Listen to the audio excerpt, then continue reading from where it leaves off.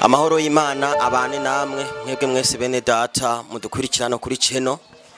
Ikiganiro ni ubutumwa bwiza bwa Yesu Kristo. Ego muri kumwe na Kwizera Jax, ndumuvuga ubutumwa bwiza bwa Yesu Kristo. Ndi umwana w'Imana navutse ubwa kabiri. Ego bene data muri Amerika, i Burayi, mu Rwanda, muri Tanzania, hani wacu mu Burundi, eka mu bihugu byose bumva runo rurimi tubaramukije mwese mu izina rya Yesu Kristo. Ego turi kumwe n'umutumire n'umukozi w'Imana nawe nyene ashaka kubibwira. Ego hanyuma turabahaye mwaramuce canke mwiriwe bivanye naho muherereye ku mpande zine z'isi. Hanyuma je nitwa Havyarimana Severe, niyo mazina y'abavyeyi, ariko izina nahawe na Kristo umwami wacu, ndi umwana w'Imana, navuce ubwa kabiri, bidaturutse ku bikorwa nakoze, ariko biturutse kuko Imana yabikoze umugambi kuva kera, kuko nizeye umwami Yesu. Samurakoze. Ego muvuga butumwa, turi kumwe n'umuvuga butumwa bwiza bwa Yesu Kristo. Muvuga butumwa kuri kino kiganiro twagutumiye kugira ngo mutubwire ubutumwa bwiza bwa Yesu Kristo, bw'ubuntu bwa Yesu Kristo icarico. Kubera ko muri kino gihe abantu benshi tumaze imisi turonka ama message tubwira yuko ubutumwa bwiza bwa Yesu Kristo twigisha yuko duhamagarira abantu ivyaha. Abantu twigisha ubuntu bwa Yesu Kristo ko duhamagarira abantu ivyaha. Rero no munsi twagomba tuvuge ubutumwa bwiza bwa Yesu Kristo. Ko tuvuze ubutumwa bwiza sivyo ga pastor, hariho nabubi. Ego hariho nabubi. Tuvuze ubutumwa bwiza bwa Yesu Kristo, hariho n'ubutumwa bubi. Ubutumwa bubi kuko hariho ico bita ubutumwa bwiza n'ubutumwa. Ego ivyo biratandukanye. Rero kaze mwene data turaguhaye kaze. Murakoze mwese muriko mutwumviriza kugira ngo twishure kwiki kibazo ca mwene data, kandi gifise abatari bake ku mpande zine z'isi bashobora kumva ikirundi cacu. Murakoze. Hanyuma ubutumwa bwiza rero nkuko yakivuze, hariho ubutumwa bwiza n'ubutumwa bubi.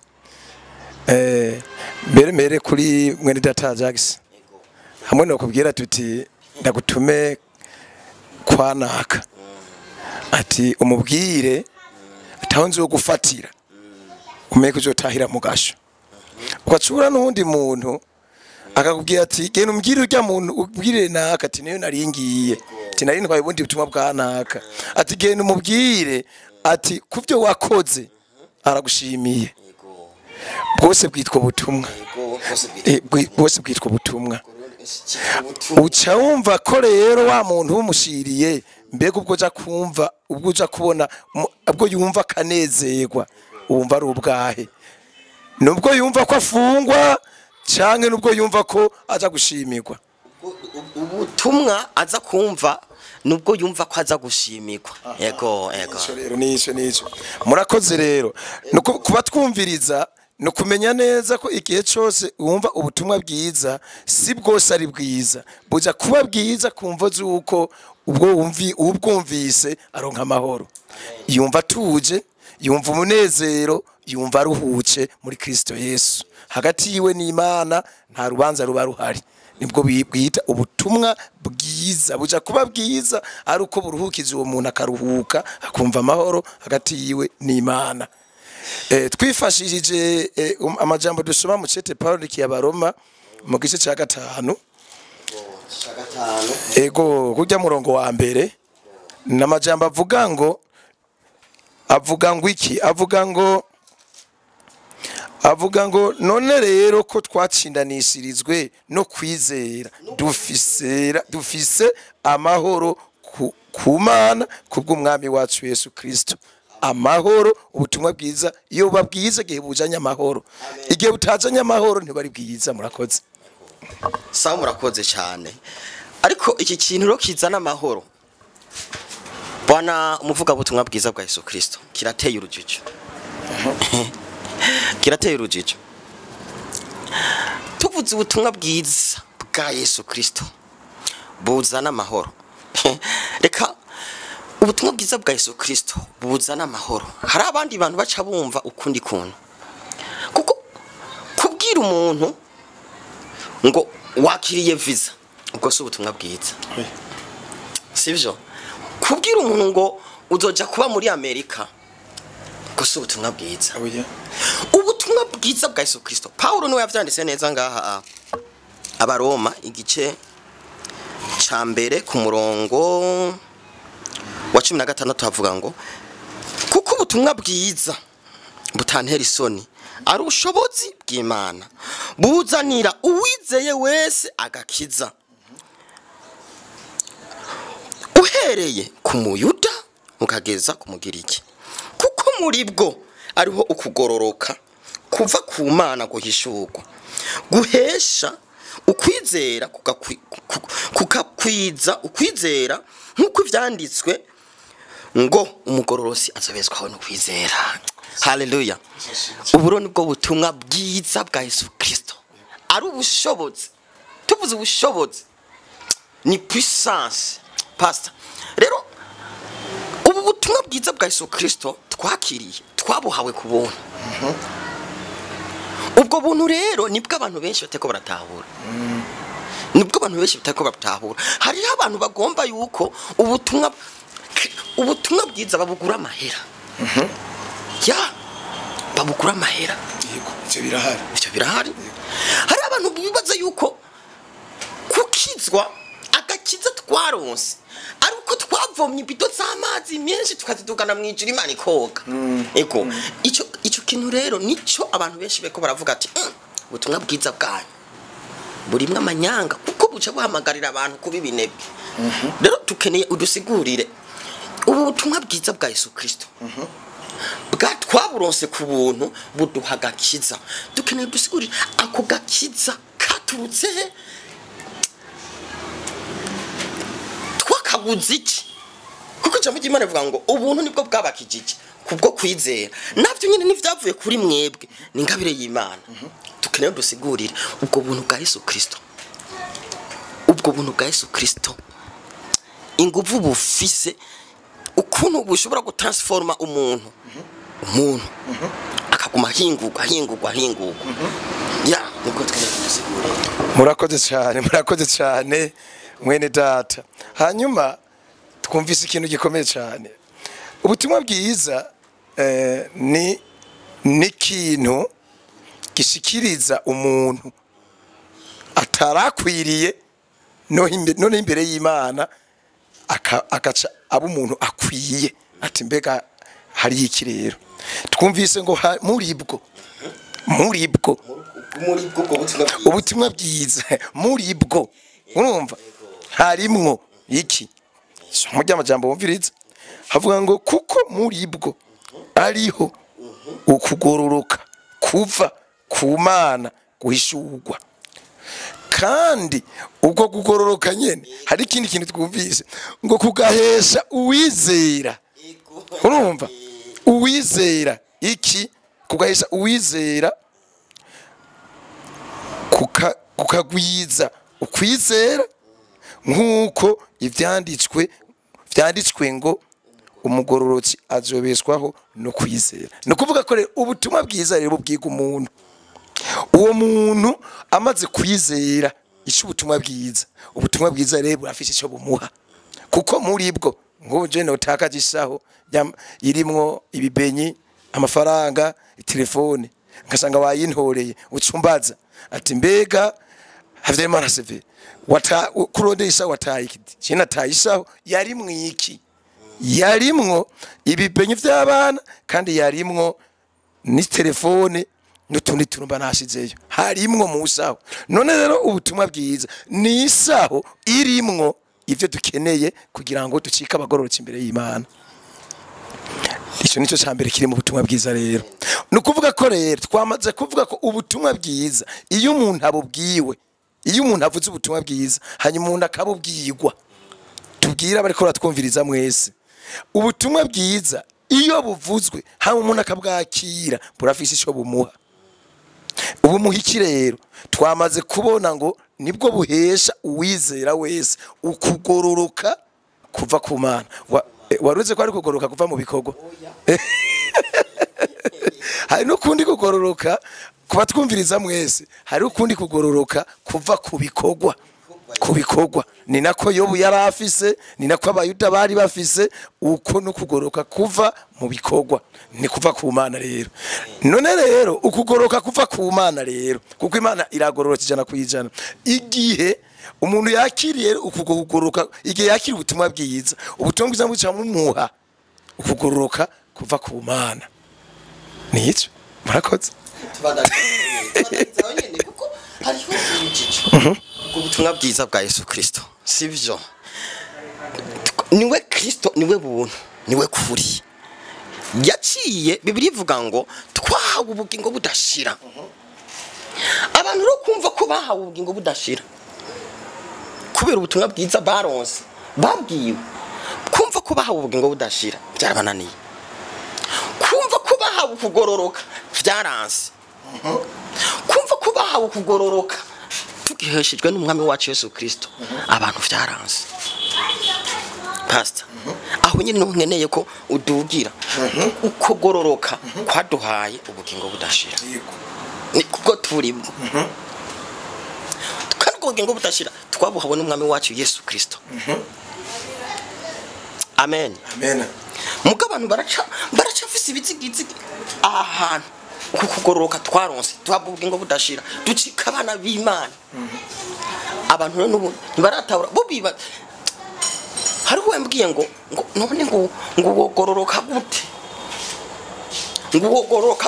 ngo utari kuratanga aho rero niho dukeneye ko kuko ibikorwa kuko kugororoka twahawe na Kristo nikwazanwa n'ibikorwa guteze mukora neza imfi gukora neza umva ingeso nziza sizo zaduhaye kugororoka twaguhawe na Kristo mukumwizera amen rero abantu rero ahantu bafitiye makinga tukine dusigure uku kugororoka twawe na Kristo kukaduha ubugingo budashira uku kugororoka kwazanye ubugingo budashira twibera mu bugingo budashira tukene dusigure iski none kwazanwa n'ibikorwa cyane twaguhawe kubona Imana guhezage cyane benshi bazi yuko ukugororoka ari ugutanga amahera menshi mu shengero gutanga amahera menshi mu kanisa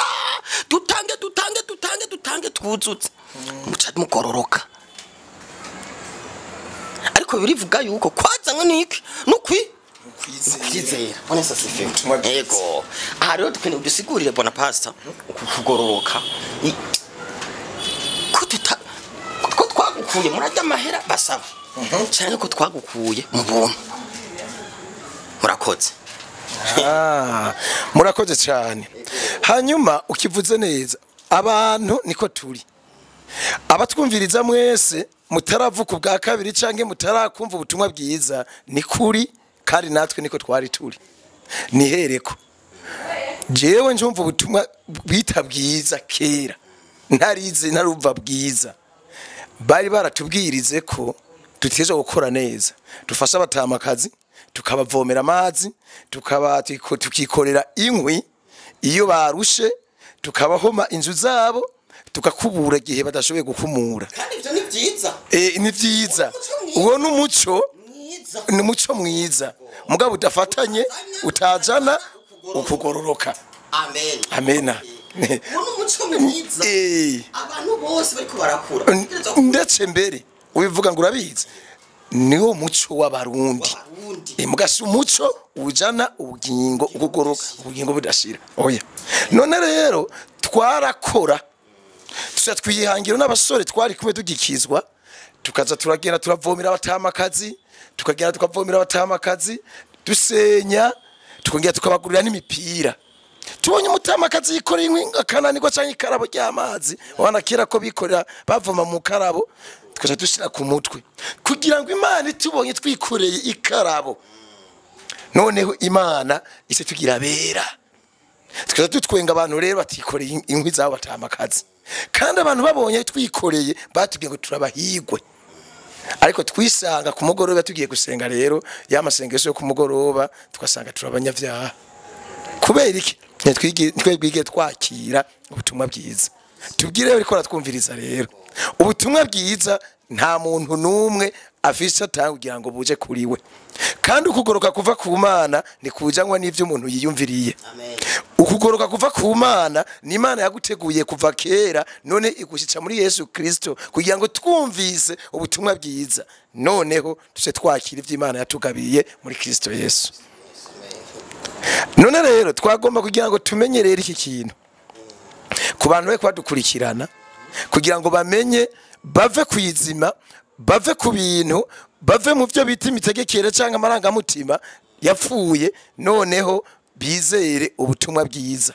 Twagomba kugira ngo tubanze tumenye abantu umuntu yakira ubutumwa bwiza mbega bameze gute acamera gute abafise iki nico twagomba ngo turabe reka turabe mu cete Paulo kishengero gikorino mu cete ca mbere igice ca 16 igice ca 15 cete ca mbere ca bikorino ego ego turasoma hatubwira ngo iki ku murongo wa 46 havuga ngo ariko ico mpwemu sico gitangura yamara ikinyama nico gitangura giherukirwa n'ici mpwemu umuntu wa mbere yavuye mwivu ni uwo umukungugu umuntu wa kabiri yavuye mwijuru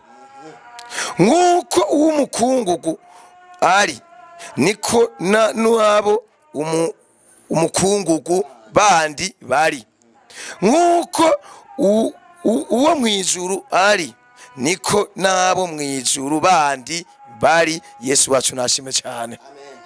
Ngaba abantu babiri bagize umuntu yakiriye ubutumwa bwiza twagwagiye tubanze tuyage rero kuyu muntu w'umukungugu. Uyu muntu w'umukungugu tubona yamuka hari yamwitongo muri Edeni. Tumaze kubona yamuka hari yamwitongo muri Edeni tuhabona bajya basokuruza bacu ba mbere bakora icaha mu byo ico bita kugarariza. Tumenye neza Adamu na Eva ntibasambanye. Adamu na Eva bagarariza Imana banse ku Imana yabagize banku ku Imana yagombye ko baba. Nico kibazo dufise no munsi barya ku giti bamaze kurya ku giti bateye umuvumo abantu bakomoka muri bo bose. Adamu rero n'umuntu yaremwe mu mukungugu hariya mwitangurire Imana ivuze ngo tureme umuntu asa natwe. Ivyanditswe bivuga ngo ibumba umuntu mu mukungugu. None ngo irangiza ivyo ihumekiramo impwemu yayo umuntu ngo acha umuntu afise ubugingo mugabo dutandukanye. Hari ubugingo Adamu yari afise budahesha abandi ubugingo mugabo Yesu nawe ngo yari mpwemu ihesha ubugingo. Tubatandukanye rero. None rero uwo muntu ico kiremwa ca mbere cyo umukungugu ko cyatoshekaye kikagarariza Imana Imana yarakihevye maze irema ikindi kigira gitunganya ikindi kiremwa kigira kabiri. Ico kiremwa kigira kabiri rero ntikiboneka n'amaso y'umubiri. Ico nico nikizira ku bantu nta muntu agenda mubonye umuntu wa kabiri ari mu wundi. Abo bantu rero uwo muntu rero wa kera rero yatoshekaye ico kiremwa twavuze ko yagihagarikije. Imaze kugihagarika rero itunganya ikindi mugo gitunganya rero irakeneye ko cha kiremwa cyaba nabi mwe muri Bibiliya y'abatime bivuga ngo cyamaye maye ico Imana ngo maze kibumbiramo ikindi kintu gisha. Nivyo Yesu yavuze ngo nta cyagiye mu ijuru atari cyaje kivayo. Niyo mpamvu twasomye ngaha rero ngo ico umubiri icimukwe mu cyo gitangura hatangura ico umubiri mwitongo niyo cyatanguye. None rero ico umubiri kijanwa niki bambi icimukwe mu kijanwa niki kijanwa nuko umuntu yakiriye ubutumwa bwiza bwa Yesu Kristo. Nico kijana umuntu agira kabiri mu muntu. Nivyo rero Yohana yari yanditse avuga ngo uwo muntu yavutse ubwa kabiri yavyawe n'Imana ntacumura. Abantu bakajajanirwa ati mbega none abantu ko bagumaza kwihana bigenda gute? Umuntu yavyawe n'Imana ntacumura ikivyara imana ikivyara umuntu rero burya mbere twagihereyeko ikivyara umuntu kikazana umuntu musha n'ubutumwa bwiza. Ikibazo rero nene vuze twayikugiherako ubutumwa bwiza ni Yesu Kristo. Nikodemo Yesu amubwira ngo utavyawe n'amazi n'amukemo ntuzoruha uhonyura mu bwami bw'Imana. Abanyedini rero baca biruka bavuga tuti tubatiza abantu mu mazi tubatiza abantu tumve neza kubatiza mu mazi si bibi. Oya naje nabatijwe dimanche tuzobatiza mu mazi menshi. Urakoze cyane kubatiza mu mazi simvuze ko ari bibi abatwumviriza. Nukuvuga ko abantu baca bihutira kumva ko amazi Tanganyika Mugere n'izindi cyuzo babatizemo n'abapisine n'ayandi ari yavyara umuntu. Nimvuko bakoresha igihe abantu bavuye kubatizwa umva babwira ngo muze murigumye kuko muvuce bwa kabiri ngo muvyawe n'amazi. Oya igihe mu mvugo ya Bibiliya igihe dusomye ijambo amazi kenshi rero igomba kuvuga jambo rero ni Kristo. Yesu ashimwe cyane. Jambo ni Kristo, ubutumwa bwiza ni Kristo, ubuntu ni Kristo. Kristo Yohana hariya mu gice ca mbere ca Yohana mu gitabo ca mbere mu gitabo ca mutunguza bwa Yohana muri gihe gice ca mbere ku mirongo ya 14 na 15 na 16 na 17 havuga ngo Yohana abona Yesu ngo yuzuye ubuntu no kuri. Ivyuzuye umuntu rero burya nivyo bibaye mu ganza kandi ngo nivyo natwe ngo yaduhaye ko umvise Yesu yuzuye ubuntu n'ukuri. None wa muntu musha rero yadushiramwo nawe yuzuye ubuntu n'ukuri. Amen. Ngira ngo kubanyumviriza nawe wambaziza ikibazo ngira ngo bikoragera neza. Bikoragenda neza. Amen. Hama pastor murakoze cyane. Hariho rero urujijo ruri ku kintu bitwa ubuntu. Hariho urujijo tuvuze urujijo ni hariho impari ku kintu cyitwa ubuntu. Kuko ubuntu bwa Yesu Kristo nibwo bwatukijije kubwo kwizera niko ijambo ry'Imana rivuga. Navyo nyene ntivyavuye kuri twebwe ntivyavuye kubikogwa ngo hoye ugira ngo wirarira abantu ro bafise urujijo. Ariko rero pastor hari ikibazo kihari. Ijambo ry'Imana rivuga ngo Kristo yazanye ubuntu. Ati ivyagezwe navyo byazanwa Mose. Mugabo no munsi abantu barafashe ubuntu bwa Yesu Kristo babuvanga n'ivyagezwe. Nivyo bariko barananiza abantu. Umuntu yakiriye umwami wacu Yesu Kristo yarababariwe. Umurimvyi yitwa Dodo yavuze ati yanyishuriye ya myenda yose. Yanyishuriye ya myenda yose. Ngo ntaco nkura mu rukundo cyangwa isezerano giwe. Abantu bakabiririmba baheza ro kubirimba batavyizera. Uvuga ngo urabizi wabaza ati mbega warize umwami Yesu ngo yego waravuze ubwa kabiri atego narabatizwe none uco ca mwijuru ati Imana ibigomvye. Aho rero aho nyene rero bo tukubara turangize rero ku ikiganiro cacu tukirangirize hano pastor. Ubutumwa bwiza bwa Yesu Kristo twabuhawe ku buntu. Yego. Agakiza twakaronse ku buntu. Yego. Umucunguzi Imana yamutanze ku buntu. Umuhuza n'abantu ari we Kristo. Imana yamutanze ku bantu. Ku buntu. Atamahera twinze gutanga. None iyi nyigisho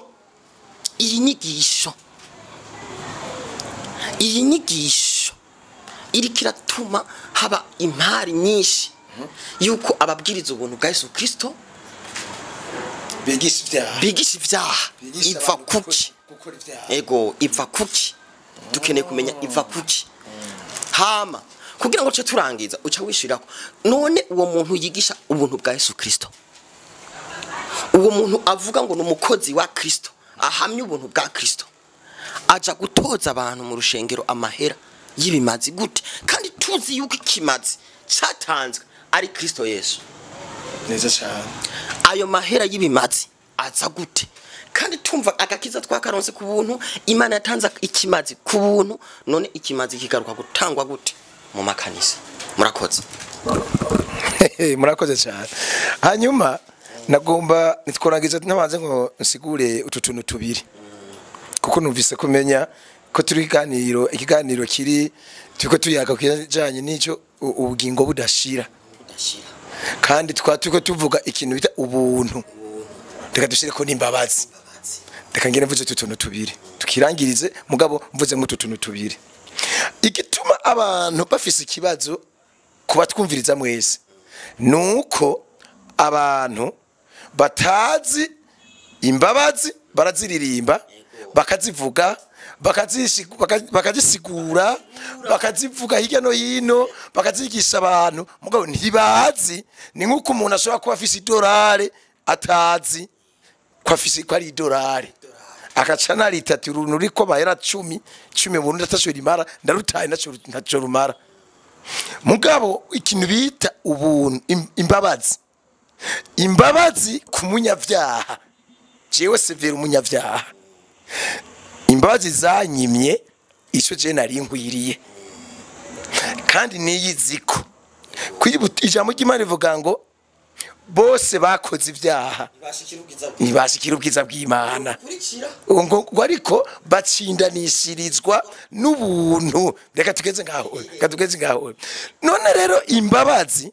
ubwanze nsanzwe nzi ko ingero y'icaha ari iki kandi umuntu yakoze icyaha akwiye kucagirana akwiye gucapfa niyo ngero yiwe none rero imbabazi zivuga tuti wewe ajagise nawe severe ndakwiyimye ibyo wari ukwiriye ni gihano imbabazi sivyo wari kuja mu gasho k'imyaka itaharurika taha muhira we urera imbabazi rero zikwima ico we wari ukwiriye nico nanje nari nkwiriye sivyo none rero ubuntu rero bwo ni kindi kintu kigitangaje nivuga ati ubuntu ni Kristo buduha ico tutaye dukwiye gukoza ko n'intoki tutakwiye no kurabisa n'amaso ubuntu buduha ubugingo budashira muri Kristo Yesu ubuntu buduha gucika abana b'Imana 100%.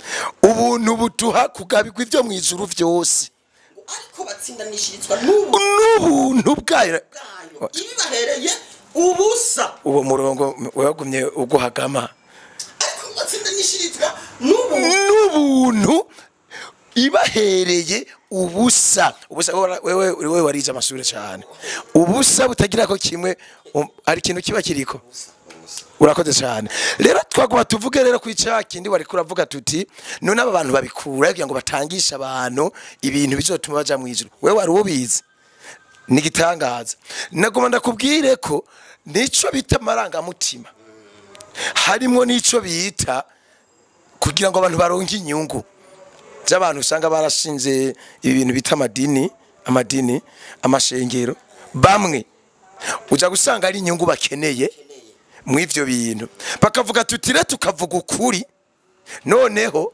baba ntibajana vya bindi reka tuvuge ibi kugira ngo dutere ubwoba abantu noneho bajane vya bindi bavuge ko duca twironkera twebwe inyungu zacu duca turonka viza niyo mpamvu bane bazugumiza abantu rero bakabwira ati kuko abantu basanzwe bazi ko viza ari ikintu gikomeye cyane abantu basanzwe bazi ko viza bambe kuronka umugore mwiza ari ikintu gihambaye inzu nziza ari amajagasekebuye kubaka ku muntu wabwiye ati Imana yanyeretse uronka inzu muri miliwari ntahantu hazimvye haruguru ikibanza c'indege ntahantu hazimvye cyane hagubaka abategetsi bateye imbere kumva rero umuntu wabwiye ati Imana yagusezerana inzu yo muri miliwari jana amafaranga nganuko raba uyibigerageresha numva kumenya abo bantu kubijana babijana tagahinda bafise ariko bibwe none rero nukuba abo bantu babivuga ntibataye ubutumwa bwiza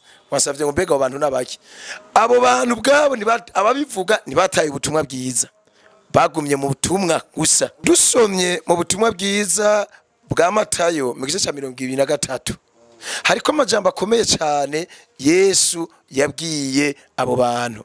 Yesu babwiye ngo abo bantu ubwa mbereho